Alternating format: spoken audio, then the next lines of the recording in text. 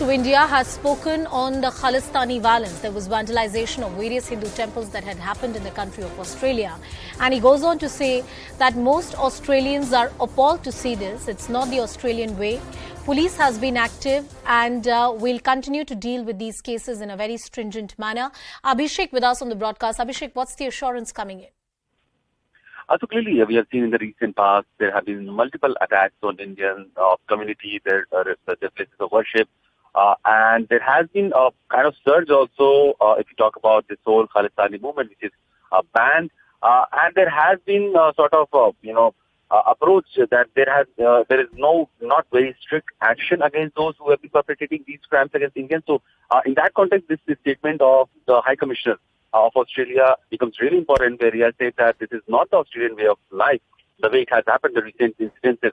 He's also said that the police is taking strict action and trying to nab those who have been behind this attack. Yeah. And so there is the freedom of speech in Australia and people can exercise it, but freedom of speech does not cover hatred, violence or vandalism.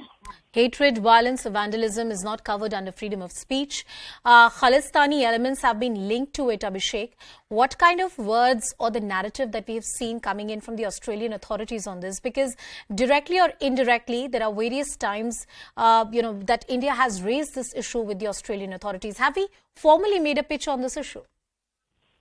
We know that formally also India has raised this issue both at Canberra and in Delhi also, and when the High Commissioner was talking to us, he had full context of what has been the concerns of Indian government and the Indian community.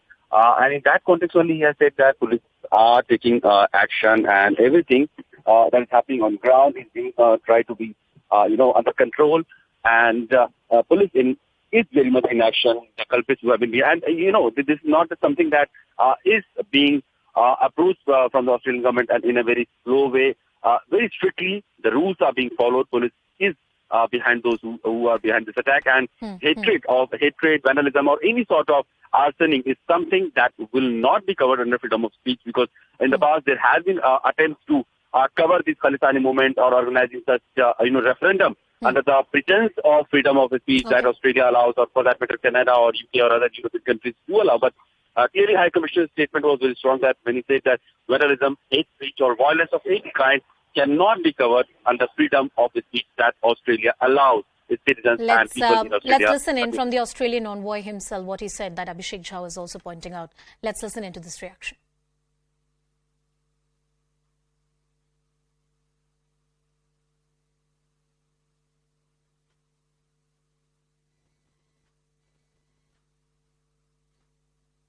Looking to progress security, defence and people-people ties between Australia and India. This is a great opportunity for Australia and India to further develop the economic ties between the two countries. Prime Minister Albanese is bringing with him 27 senior chief executives to talk to their counterparts to explore the opportunities and the jobs that exist as a result of the Economic Cooperation Trade Agreement done last year.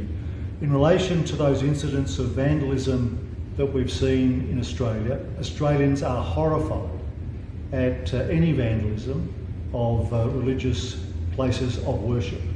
And the police are very active in trying to track down those who are responsible. Australia is a successful, multicultural, multi-faith country. It respects the freedom of speech, but freedom of speech does not give you the right to engage in violent protest, in hate speech or in vandalism. And those matters are taken seriously in Australia.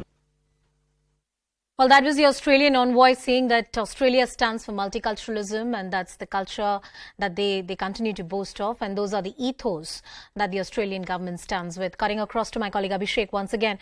Abhishek, India and Australia have enjoyed a deep partnership at the economic and political level, at the regional blocks as well. But this particular issue, how has it really affected both the sides? Because this is clearly something that India has taken an exception to. Various organizations within Australia, organizations comprising of Indians, have also raised this issue and accused the authorities of being soft on the people who indulged into this kind of violence.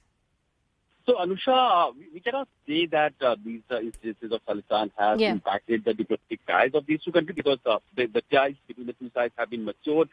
They are very strategic in the ties, people to people connect, trade connect. We have had India and Australia have had this free trade agreement also going on. So clearly, those ties are very much intact and strong. But these small or fringe groups that what can name them like Khalistan movement and they try to disrupt those ties, which has been clearly. And as Abhishek rightly points out, that these are deep ties and long ties that the two nations have enjoyed, but these fringe elements and fringe groups often tend to disturb this delicate balance that we have. Well, with that, it's a wrap from my end.